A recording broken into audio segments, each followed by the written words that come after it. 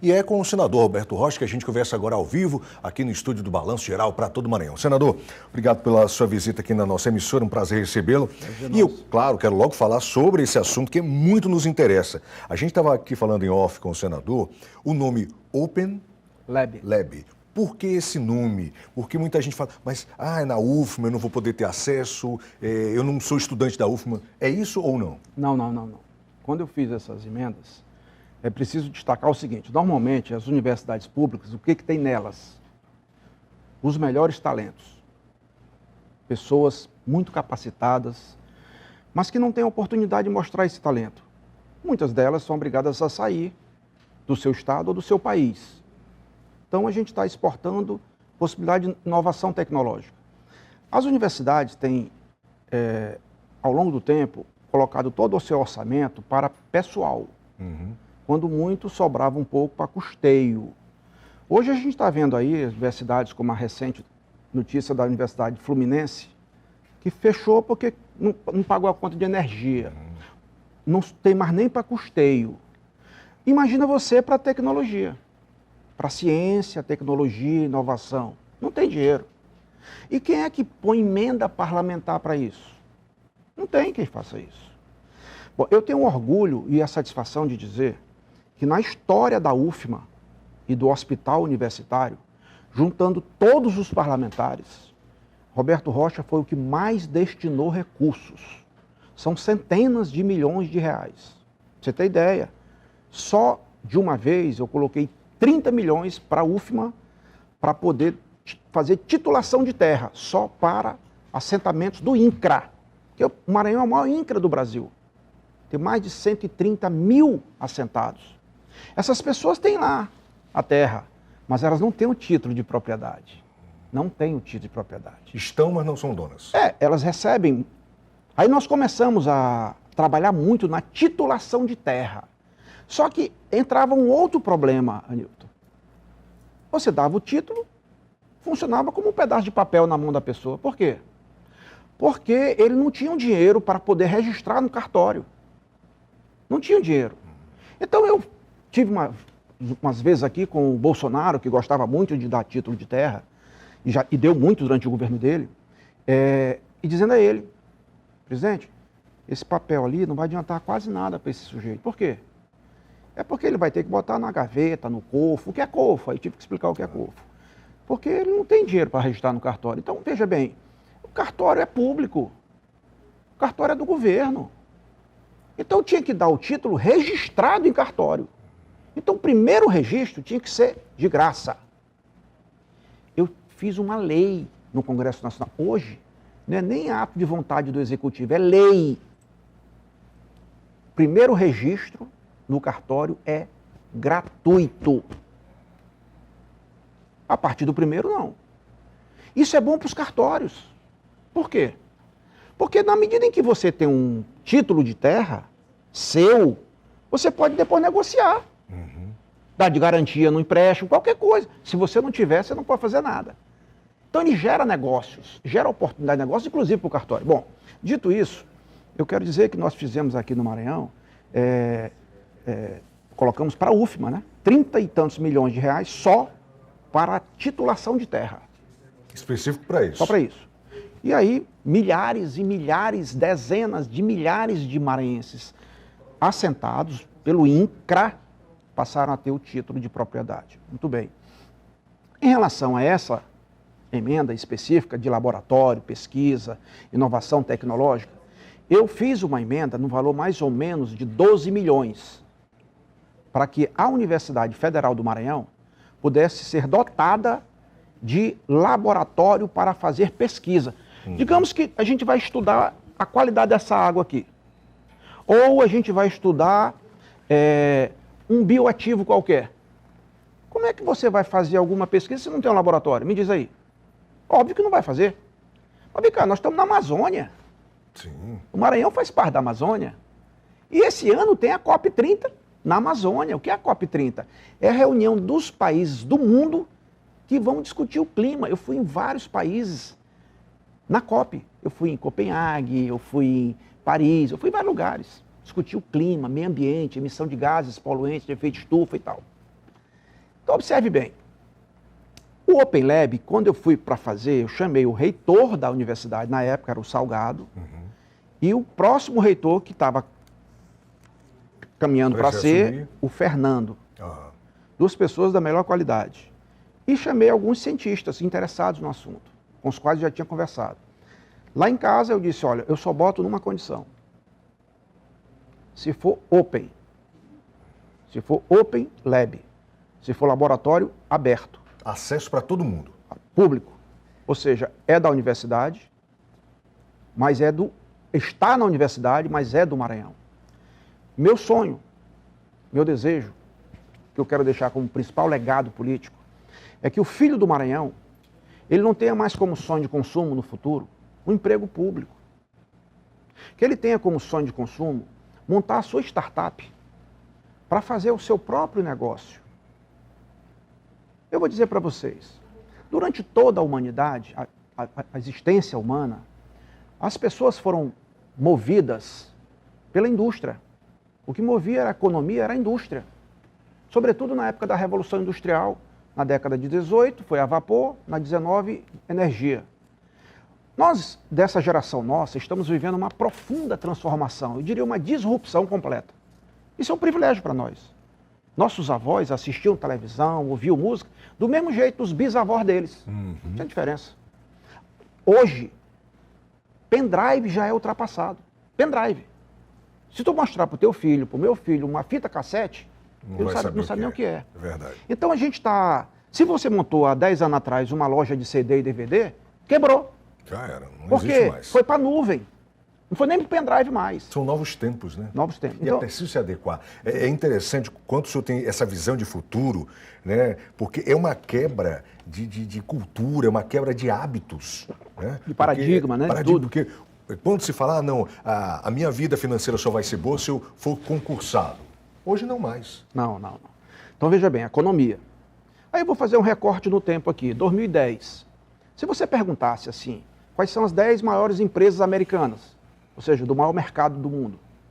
Todas as 10, até 2010, eram da indústria. Indústria de petróleo, indústria de automóveis, etc. Em uma década, de 2010 para 2020, se você chega em 2020 e pergunta quais são as 10 maiores empresas americanas, são da tecnologia. Saiu da indústria e foi para a tecnologia. A partir de agora, não é mais nem da indústria, e nem da tecnologia, da biotecnologia. Ciências da vida. Duas coisas que, se você quiser montar um negócio, que você pode ter sucesso, pode, entre outras, é no ramo de pet, olha o tanto de pet que tem, e coisas para idosos. Qualquer coisa, olha o tanto de farmácia que está aí. É verdade. Porque a população Porque a envelheceu, população hoje tem uma expectativa de vida cada vez maior. Verdade. E a pessoa não quer só viver mais, ela quer viver também melhor. Com qualidade de vida. Mas aí tem produto para estética e para saúde. Claro que os mais velhos vão perdendo, né? Vitaminas, etc. e tal, e vem suplemento e tal. Colágeno e tal. Então, é fundamental que a gente tenha meios para fazer a exploração econômica sustentável da Amazônia. É fundamental. Mas como fazer isso em laboratório? Você quer estudar, por exemplo, urucum. A Europa não aceita mais tempero artificial. Como é que você vai estudar o babaçu? Você já percebeu que aqui tem 350 mil mulheres quebradeiras de coco? Não tem quebrador de coco, homem. Mulheres quebradeiras de coco. Como é que faz? Elas ficam escanchadas em cima do machado a vida inteira. Quando não estão escanchadas no machado, elas estão numa tábua na beira do açude lavando roupa. Essa mulher, via de regra, com 30 anos, ela tem muitas vezes comprometido o aparelho reprodutor dela. Isso se tiver ainda o dedo, porque como criança, ela decepou um dedo. Isso é uma vergonha, isso é uma denúncia social para o Maranhão. Ou seja, a mulher extrai a amêndoa, que aliás é o que tem de menos valorizado no babaçu, é a amêndoa, do mesmo jeito que fazia 500 anos atrás. E nós, da classe política do Maranhão, nunca tivemos capacidade de mudar essa realidade. Se há alguém que representa a cara da mulher maranhense, é a quebradeira de coco. Nós estamos com os dias contados para isso. Pode anotar o que eu estou falando aqui hoje. Nós estamos com esse problema com os dias contados. Em breve, eu darei boas, excelentes, maravilhosas notícias ao povo do Maranhão Que bom. em relação a esse assunto. Não vou nem adiantar aqui agora. Então, nós fizemos então a emenda para fazer os Open Lab. 3 Open Lab. Não é 1, 3. Nós vamos inaugurar o primeiro agora, dia 3. Você está convidado agora. Que é o Open Lab de IA, Inteligência Artificial. Fantástico. Quem é que pode desconhecer a realidade hoje de inteligência artificial na vida das pessoas? É verdade, não tem como fugir. O segundo é de bioeconomia e o terceiro é de biotecnologia. Nós estamos, por exemplo, estudando de biotecnologia já há 1 ano.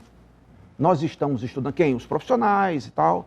Nós estamos estudando o grude da pescada amarela. Você sabe o que é isso, não? Não. Grude da pescada amarela? Isso. Explique. O grude é, popularmente chamado, é a bexiga natatória do peixe. Lá na Ásia, eles consomem muito colágeno, muito colágeno. Por isso você não vê chinês com ruga e nem com pé de galinha. A mulher pode ter 60, 70 anos, não é verdade? O rostinho ali tá... Tá bacana. Por quê? Consomem muito colágeno. E eles faziam colágeno, por exemplo, da barbatana de tubarão. Então eles pegavam o tubarão, jogavam o tubarão fora. Eu não como tubarão, come no máximo um cação. Mas aí a barbatana é pequena. Então, pegava a barbatana, aí veio o meio ambiente, o cerco ambiental proibiu. Aí os orientais, da China, Hong Kong, Japão, Coreia, descobriram que tem um lugar no mundo chamado Maranhão, e que no Maranhão tem um peixe chamado pescada amarela. E que dentro da pescada amarela tem o grude, que é a bexiga natatória, que é o melhor colágeno do mundo. Então o Maranhão, que é o local que tem pescada amarela no mundo, hoje o quilo do peixe quanto é? Mais ou menos. 35, 40 reais. O da bexiga vai a 4 mil reais. Só da bexiga? É. Meu Deus do céu. E você, aquele coisa mole, né? Você pega, desidrata, seca e vai tudo para lá. Hong Kong, Japão e China. Ok. Vai no mercado para ver se você acha uma pescada amarela fechada. Vai no porto para ver se você acha. Não acha. Ele é entregue para exportação lá em alto mar. Mas como é que é feito isso? O maranhense tem um barquinho, que não tem apoio de ninguém, não existe governo para apoiá-lo. Ele vai para o mar, passa não sei quanto tempo no mar, ele tem um tanto de combustível assim e um tanto de gelo assim. Ele não pode botar mais. Aí quando ele está no bem bom lá, acabou o gelo. Ou ele pega a pescada, tira o grude e joga o peixe fora, ou ele volta. Para não voltar, o que estão fazendo os barcos do Pará? Encosta. Ei, o que está precisando aí? Gelo, combustível, está aqui.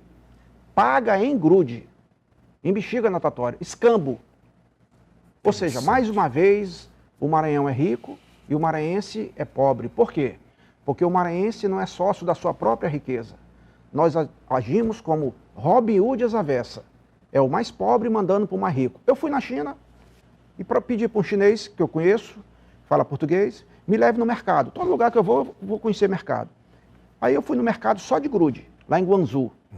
Dá 30 prédios desse tamanho aqui. Só grude. Posso deixar aqui, depois vocês mostram a matéria. Eu perguntei, o que é isso aqui? Grude disso, grude de peixe tal, tal, tal, tal, tal. Isso aqui, pescada amarela. Macho, fêmea. Quanto é? Tanto. De onde você compra? Eu compro do Pará. Tudo do Pará. Não, não, senhor, isso é do Maranhão. Eu trouxe esse chinês aqui. Digo, eu vou saber que história é essa. Aí ele veio aqui, eu levei ele na Raposa, chamei a Universidade Federal, chamei pescador, chamei atravessador, levei meu filho, que estava comigo, Roberto Júnior, novo, né? Aí eu fiquei ouvindo. Aí eu descobri isso, né? Pesquisa, eu pesquisando, eu. Lhe confesso que eu nunca ouvi isso, estou impressionado. Ele disse, senador, tá vendo aquele barquinho ali? Sim, olha, vai lá, tá, aqui eu contou essa história do combustível e do gelo. Não, entendi agora. Mas por que leva para o Pará tudo? Por que não traz para o Maranhão?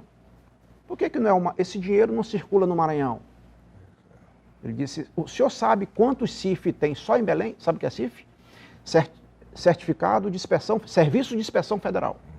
Qualquer produto para ser exportado, comercializado, tem que ter certificação ou municipal, estadual ou federal. Exportação federal.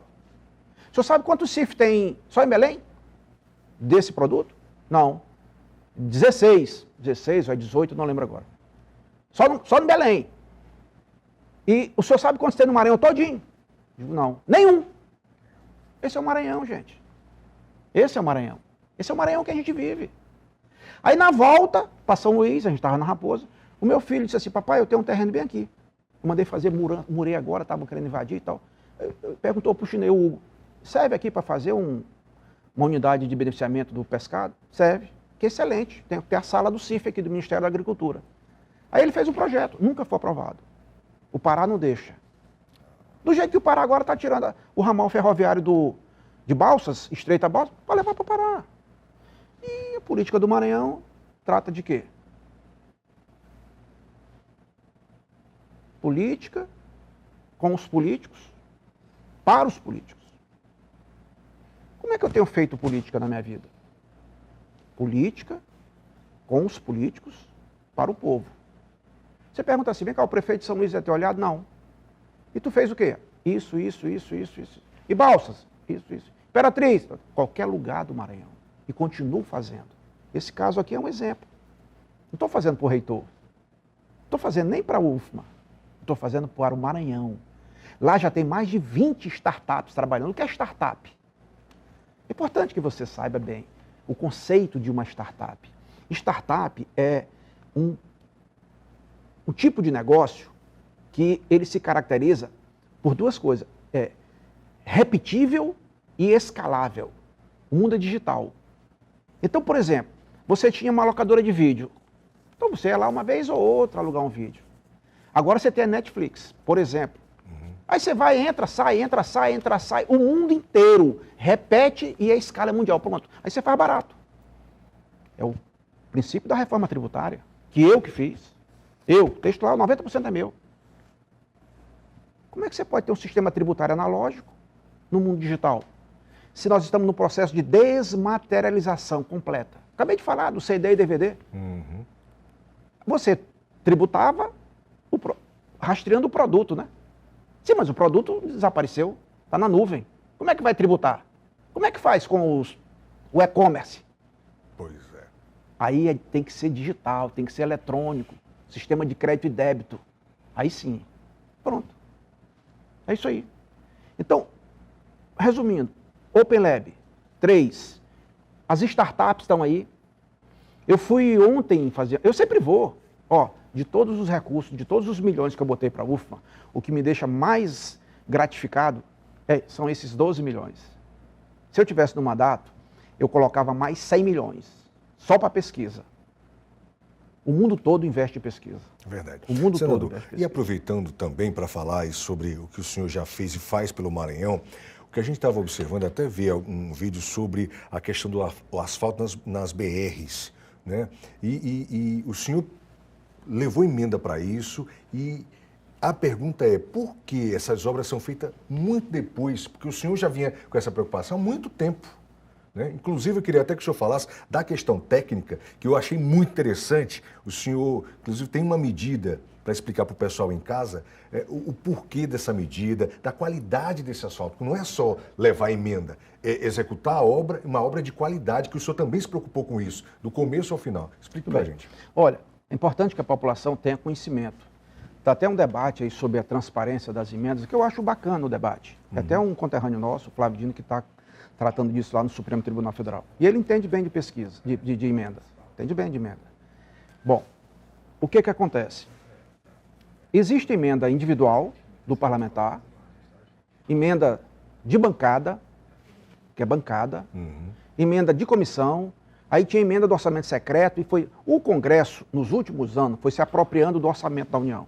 Nós vivemos hoje um parlamentarismo orçamentário. O parlamento tem mais recursos que 14 ministérios somados. 14 ministérios. Então, o dinheiro está no Congresso, para investimento. Muito bem. Dito isso, é importante destacar que todos esses projetos que eu estou citando, que eu posso citar aqui, são de emendas individuais. Nenhum de emenda de bancada. A bancada do Maranhão nunca quis fazer projeto. Nunca quis fazer projeto. Nunca quis. Quando o Lobão ainda era senador, com o João Alberto, nós éramos 3.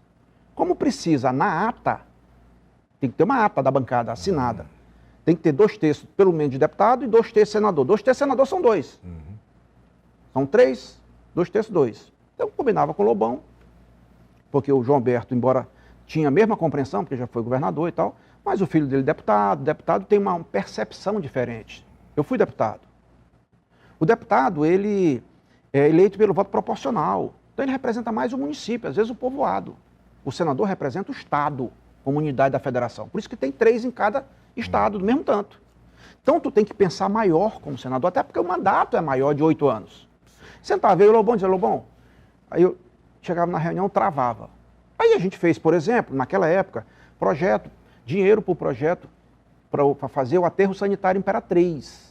23 milhões de reais. Para dar um exemplo. Bom, Lobão saiu, João Alberto saiu, como depois eu saí, isso é da vida. E aí eu virei 1/3. Eu virei 1/3. Eu não tinha condição. Bom, aí eu lutei, a bancada toda que me ouve e que pode testemunhar que eu estou falando a expressão da realidade. Não estou falando mal de ninguém. Sabe quem fala bem ou mal da gente?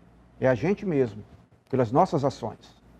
Muito bem. Então o que eu fiz? Lutei para que a bancada colocasse dinheiro para projeto.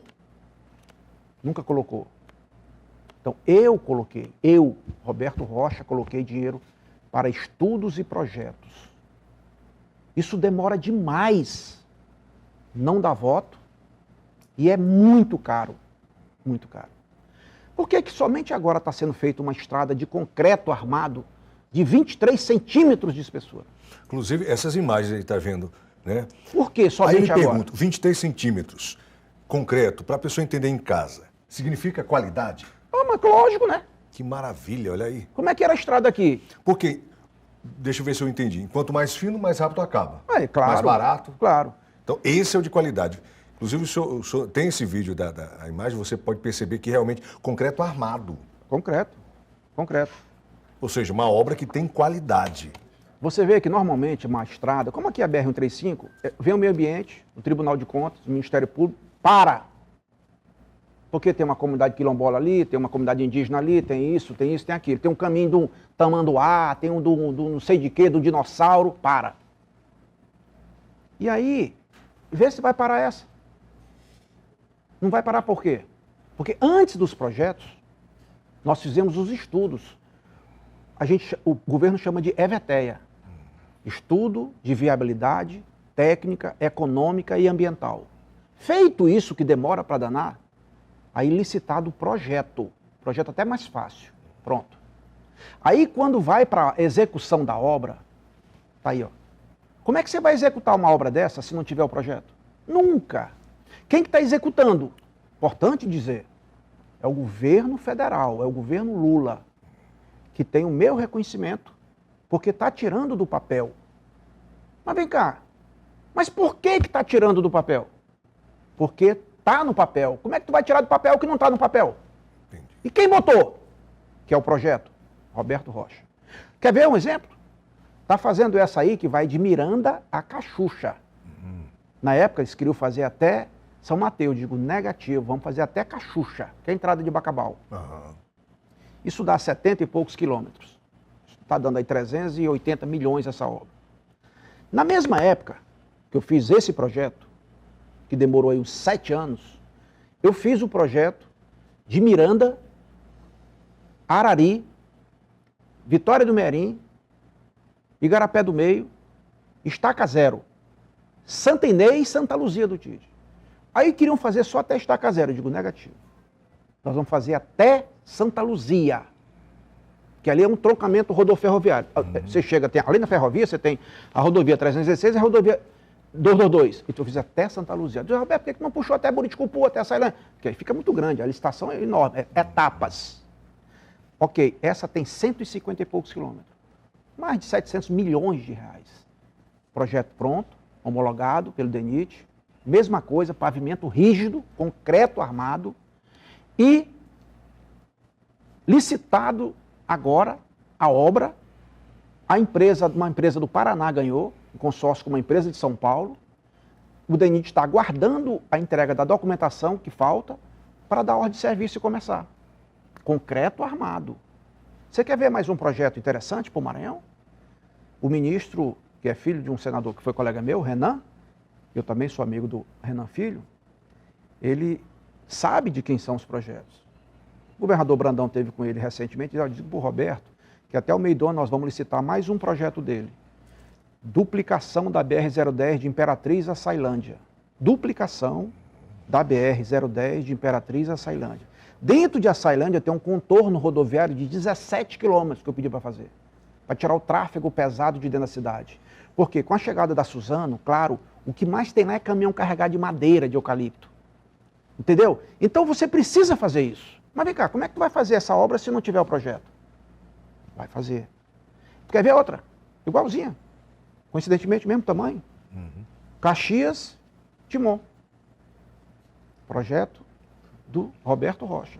Vai fazer também um contorno rodoviário em Caxias. Mas eu podia passar aqui mais pelo menos meia hora falando de projetos rodoviários. Como, por exemplo, o de Barreirinhas, Paulino Neves, Tutóia, Água Doce, Araiose e uma estrada direto para Parnaíba, inclusive com uma nova ponte sobre o Rio Parnaíba. Projeto do senador Roberto Rocha. Como eu posso falar também do outro do lado do Maranhão? Carutapera, Luiz Domingues, Godofredo Viana, Cândido Mendes, Turiaçu, Serrano, Cururupu, Mirinzal, Central, Bequimão, Alcântara. Nós estamos fazendo o EVTEA, Roberto Rocha, para fazer o projeto. Isso é uma estrada estadual. Quem federalizou? Fui eu. Lá ainda quando era deputado. E aí, a gente pode ter o sonho de fazer essa estrada. Mas como é que vai tornar realidade se não tiver o EVTEA e os projetos? Então, eu penso que a gente só vai tirar o Maranhão do atoleiro em que se encontra há muito tempo e cada vez pior, na medida em que a gente estimula a produção. Quer ver um exemplo prático? Qual é o estado do Brasil que tem a pior renda per capita? O Maranhão, infelizmente. Tá. E dentro do Maranhão, quem é que tem a melhor renda per capita? Região de Balsas. Mas por quê? Porque tem produção, ainda que primária. E não é fruta. Grãos, monocultura. Hoje nem trator precisa de tratorista. Mas não tenha dúvida, passados quase 50 anos que meu pai foi governador, e que é o responsável por aquilo, é o que sustenta a economia do Maranhão, não tem nem indústria. Mas tem serviços, não tem como deixar de ter serviços. Ok. E nós estamos falando da região que tem menos voto no Maranhão, que é a região sul do estado. Tá, mas o que a Baixada produz, por exemplo? A região mais pobre do Brasil, o que produz? Mas vem cá, mas a Baixada é rica, gente. Mas não existe produção sem logística, sem infraestrutura logística. Quem puxa a produção é a logística. Lá em Balsa só tem essa produção por causa da logística. Meu pai fez. Então o que nós estamos fazendo na Baixada? Nós estamos terminando um projeto super importante, aliás, o mais importante. Os diques da Baixada. É uma obra que vai de Viana até Bacurituba, Cajapió. 75 quilômetros de dique, com 20 e poucos, com porta, sangrador, para quando chover demais, ter água, sair água. Em cima vira uma estrada e do lado onde tira o material no verão para fazer, vira um canal navegável. Bom, aí você separou a água salgada da água doce. Por quê? Hoje na Baixada não tem nem água. É, porque tem a língua salina. O Maranhão tem em São Luís o fenômeno da maré que sobe e desce, né? De 6 horas. Então, a água dos rios estão cada vez mais fracas, porque os rios estão se acabando. Então o fluxo está invertendo. A água do mar está entrando cada vez mais nos rios. Então, a Baixada não tem água. Aí você faz isso, aí sim. Você quer ver mais? Eu vou convidar você a fazer na internet uma pesquisa, procura Guayaquil no Equador. O maior produtor de camarão do planeta. Mais de 1 milhão de toneladas por ano. O Equador. Depois do camarão, banana, arroz, tudo numa região idêntica à Baixada Maranhense. Por quê? que é a mesma linha do Equador. Por exemplo, hoje quem é um grande produtor de camarão marinho em cativeiro? O Ceará e o Rio Grande do Norte. Mas o Maranhão não, porque proibiram o Maranhão de produzir camarão em cativeiro aqui. Você já viu que maluquice é essa? Nós temos no estoque de terra quase 500 mil de hectares para produzir camarão marinho em cativeiro. Então o Maranhão não é um estado pobre. Pelo contrário, o Maranhão é um estado rico. É verdade que é empobrecido.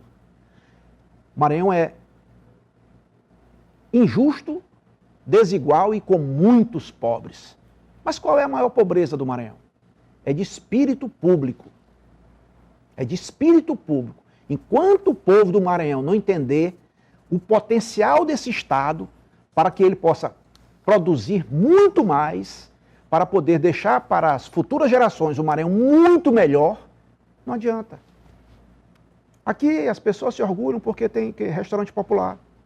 Como é que você pode se orgulhar de passar tanto tempo em um governo e depois dizer que a maior obra é a pessoa sair da casa para comer fora porque não tem o que comer em casa? Vem cá, mas restaurante popular não é importante? Muito. Brasília tem, maior renda per capita do Brasil. São Paulo tem. Mas isso aí é um complemento. Isso não é a atividade principal do governo. Não pode ser, gente. Então, quando você está num lugar muito pobre, tem a figura do duplo planejamento. É o planejamento de curto e médio prazo e o planejamento de médio e longo prazo. É aquilo que eu disse, enxergar a árvore, mas também enxergar a floresta. Dando um exemplo, Bolsa Família. É importante?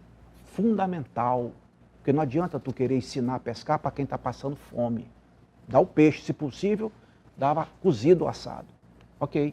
Mas se tu der só o peixe, uma hora vai faltar peixe, porque a população cresce e tal. Tu tens que ter porta de saída no programa para poder ele não precisar mais. O que é isso? Empreendedorismo. Aí tu faz o quê? Tu faz aqui o curto prazo e o médio prazo o que é? É dar a vara, a linha, o anzol, a isca e ensinar a pescar. Pronto. Mas o que é que dá mais voto? É dar o peixe. É dar o peixe. E especialmente em época de campanha. São visões diferentes, né, senador? Infelizmente, a política tem essa divisão de quem pensa verdadeiramente no povo e de quem pensa em ganhar voto na próxima eleição. Senador, um prazer enorme sempre recebê-lo aqui. Uma pena que o tempo está esgotado. Eu sempre falo que quando o senhor vem aqui é uma aula. A gente aprende muito. E é importante levar à população essa visão na frente. O senhor tem muito isso, uma característica muito sua. Queria que encerrasse essa entrevista, o senhor conversando aí com o povo do Maranhão que nos assiste em todo o estado, assistindo ao Balanço Geral, uma mensagem já que a gente ainda está no começo de 2025, não é um ano eleitoral, mas ano que vem vai ser, e já está aí, a gente percebe uma movimentação em relação já ao ano que vem. E eu queria que o senhor deixasse a sua mensagem, finalizando a nossa entrevista aqui no Balanço Geral, na TV Cidade Record, ressaltando mais uma vez. É um prazer sempre muito grande recebê-lo em nossa emissora. Eu que agradeço a oportunidade, agradeço você, a televisão, agradeço o privilégio da audiência e quero dizer que a minha maneira de fazer política não é enxergando a próxima eleição, é enxergando a próxima geração. Para que nós estamos nesse mundo aqui? Qual o principal objetivo do ser humano? Entregar um mundo melhor para a próxima geração. E nós estamos com o Maranhão cada vez pior. Basta ver os resultados dos indicadores econômicos, sociais e tributários. Bom, agora, nesse início de ano, eu tenho a expectativa de que a gente possa cada vez mais ter consciência cidadã para poder definir melhor o nosso futuro e o futuro, sobretudo, dos nossos filhos. Isso está se dando cada vez mais. Como? Internet. Não está mudando pela ação política, está mudando pela maneira de a comunicação. Política é ação e comunicação. Não é a ação que está mudando a política, é a comunicação. Por que elegeu o Bolsonaro? A comunicação. Ele elegeu e perdeu por quê? Por causa da comunicação também. Então, a comunicação, o modelo de comunicar está mudando. As pessoas estão tendo mais informação. Ó, escolher agora os 50 municípios mais ricos do Nordeste. O Maranhão tem 4. A capital, Imperatriz, Balsas e Açailândia. A capital eu tive quase 50% dos votos. Sem ninguém estar apoiando. Ninguém que eu falo assim, de classe política. E Imperatriz eu ganhei a eleição. A Açailândia eu ganhei a eleição. E Balsas eu ganhei eleição. Eu nem pisei lá na cidade. Eu estava em São Paulo com meu filho. Sim. Nem eu votei em mim. Me lembro. Mudou, né? Está mudando, né? Agora, você pode imaginar que em 2022 esses municípios da Baixada estavam assim? Não, mas eu também ganhei em Pinheiro. Eu nem pisei em Pinheiro. Então está mudando. Então eu tenho a impressão que quem não estufar os olhos vai ser atropelado pela mudança. Porque quando você não muda, a mudança vem e muda na marra. Então eu tenho compreensão disso. Agora, estamos no ano pré-eleitoral. Alguém pode dizer, não, mas isso é por causa de campanha e tal. O Brasil é assim, ó. O ano, quando não é eleitoral, ele é pré-eleitoral. Ou seja, a política está sempre ali. Não tem jeito. Então você está sempre... se você for pensar nisso, não é assim. Campanha é ano par. Ano ímpar é pré-campanha. Ponto. Certíssimo. Conversamos então com o senador Roberto Rocha. Obrigado por sua presença. Quando tiver outras novidades, inclusive sobre as outras inaugurações, né? Vai ter essa do dia 3 de fevereiro. Eu queria convidar duas, né? convidar todos para conhecer os Open Labs. Eu acho isso muito importante. A ideia é muito boa. Eu sempre levo minha neta, que está fazendo medicina. Eu levo meus filhos, eu levo amigos, filhos dos meus amigos. Eu tenho muita satisfação de poder contribuir com isso. Porque a gente sai bem aqui agora, vai numa parada de ônibus ali, tá cheio de jovem com a farda. E eles vão trabalhar onde depois? Meu filho pede, papai, meu colega de faculdade, ele se formou em engenharia, quer que o senhor arrume um emprego para ele de motorista. Isso é muito triste. Então, dia 3 de fevereiro agora, nós vamos inaugurar o primeiro Open Lab, que é o Open Lab de IA, de inteligência artificial. E eu convido você para que a televisão, fazendo a cobertura, possa levar ao público aqueles que não podem comparecer. Muito obrigado a você e até a próxima oportunidade. Obrigado, senador.